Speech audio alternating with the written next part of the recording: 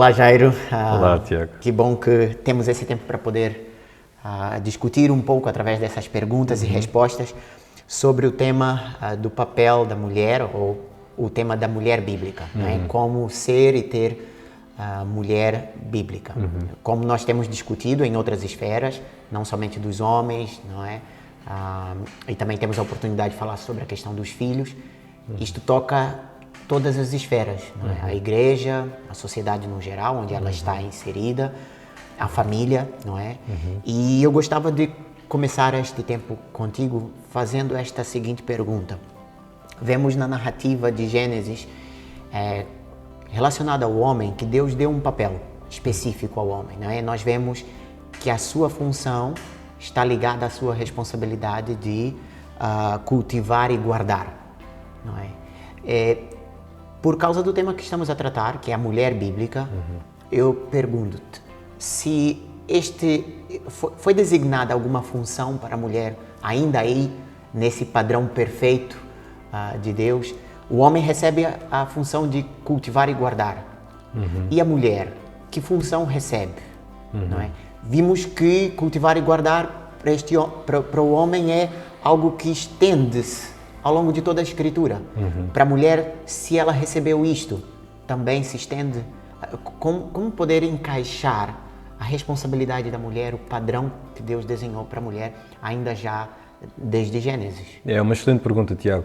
O texto de Gênesis capítulo 2, versículo 18, diz o seguinte: Disse mais o Senhor Deus, não é bom que o homem esteja só, far-lhe uma auxiliadora que lhe seja idónea. Então esta é a função da mulher.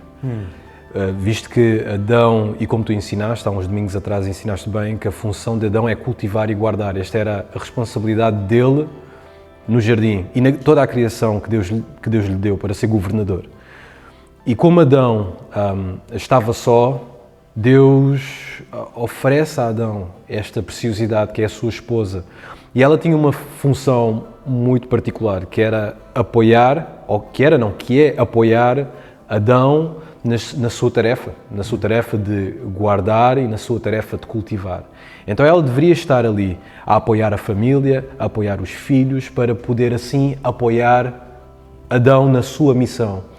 O que ela tinha que fazer é estar debaixo da missão que Deus deu a Adão, visto que ele foi criado primeiro, e ela estaria ali no seu apoio, no seu respeito, a servir Adão, para que Adão, mais uma vez, cumprisse esta sua responsabilidade. E desde já é importante considerar que as responsabilidades de cada um estão interligadas à sua, digamos assim, à sua anatomia.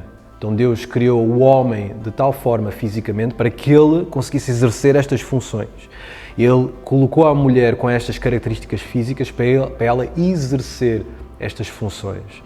Então mesmo o corpo, da forma como Deus criou o corpo do homem e criou o corpo da mulher, é para responder às ordens que Deus dá, né, a estes mandamentos de homem guardar e cultivar e mulher ajudar o seu homem, criar filhos, estar ali com os seus filhos. Exato. Sim.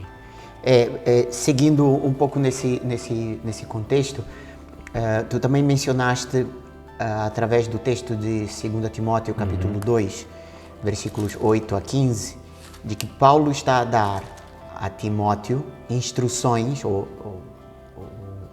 determinações, por assim dizer, sobre as funções e ofício da mulher e do homem, não é? Então, estamos no contexto de igreja, não é? Saímos do contexto do Éden, estamos no contexto de igreja e parece que alguém está a dizer alguma coisa sobre isto outra vez, não é? Exatamente. O que é isto de função e ofício? O que isto tem a ver com o homem, em especial, assim, com a mulher? Existe semelhança entre essas palavras, função, ofício, para que a gente possa entender um pouco mais do que Paulo está a dizer a Timóteo? Exato. Eu creio que existe algumas diferenças nas palavras, mas eu estava a usar a palavra ofício no sentido de papel, de profissão, de o cargo, não é? E estava a usar a palavra função como atividade. O que eu quero dizer é o seguinte, aqui tu tens o exemplo em 1 Timóteo, especialmente no capítulo 3, acerca do chamado ou da chamada a ser pastor. O ofício que Deus colocou de pastorear, ser bispo. E este ofício, conforme o ensinamento do apóstolo Paulo, só pode ser exercido por homens. Ponto final. Agora, este ofício de pastor e bispo tem uma série de funções. E estas funções também estão interligadas digamos assim, às características do pastor, aos requisitos do pastor. Então este pastor tem o seu ofício, que é a chamada de Deus para ser pastor, para ser bispo, esta é a sua, digamos assim, profissão. Ele depois tem a sua função, que é ensinar, exercer a autoridade sobre a igreja. Coloquemos a coisa desta forma, da mesma forma que Adão tinha a função no Jardim do Éden de cultivar e guardar, bom, o pastor tem a mesma função na igreja local, visto que ele é o líder, não é? Que ele é o responsável máximo da igreja. A tarefa dele é guardar a igreja de ataques do inimigo, dos lobos, da falsa doutrina, do diabo mesmo, da serpente que entra. Ele tem essa função de fazer isso e também tem a função de cultivar. E o apóstolo Paulo diz que o pastor, aquele que ensina a palavra, é como o administrador que alimenta a sua casa. Então esta é a responsabilidade do homem no seu ofício e na sua função. E estas coisas não estão separadas. Agora, algumas igrejas, infelizmente, não aceitam mulheres como pastoras, mas aceitam que essas mulheres exerçam a função de pastor.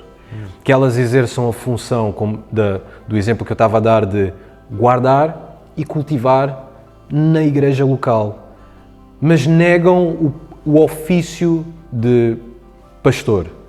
Então eu acho que isto é incongruente, acho que não faz sentido. Então, porquê? Porque o texto é claro, existe a função e o ofício e as duas coisas andam juntas. Então não faz sentido separar os dois. Exato. Pode ter alguma coisa a ver com a história, com a influência que alguns movimentos tenham tido sobre o papel da mulher? Como que tu vês esta situação? Eu acho que muitas destas igrejas e estes movimentos estão comprometidos com alguma pressão cultural. Vemos o crescimento do feminismo e a tese do feminismo é que as mulheres... Bom, eles dizem que querem igualdade para os dois géneros, para o homem e para a mulher. Mas o que este movimento feminista quer é o poder feminino e quer um poder desmedido, ou seja, um poder que é estranho às Escrituras. Okay.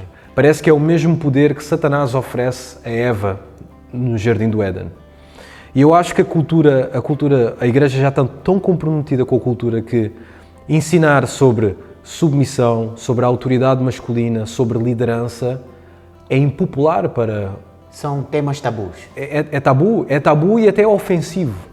É ofensivo para o mundo e o que é mais interessante é que é ofensivo para mesmo alguns pastores e algumas lideranças de algumas igrejas. Não acham que isto é uma ideia... Machista. De tirania patriarcal. Então o feminismo está comprometido a acabar com esta tirania patriarcal. Dizem que até é mesmo sexismo. E é incorreto a igreja deixar-se converter a este novo cânon, que é o cânon do mundo. Estás a ver?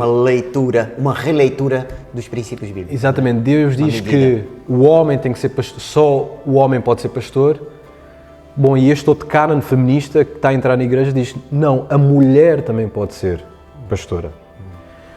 E isto é um problema. Temos um problema. Eu até diria que esta é uma porta aberta para entrar uma série de coisas perigosas na igreja. Ok. Jairo, muito obrigado por este primeiro tempo. Vamos nos encontrar ainda mais alguma vez para responder mais perguntas. Aí vamos.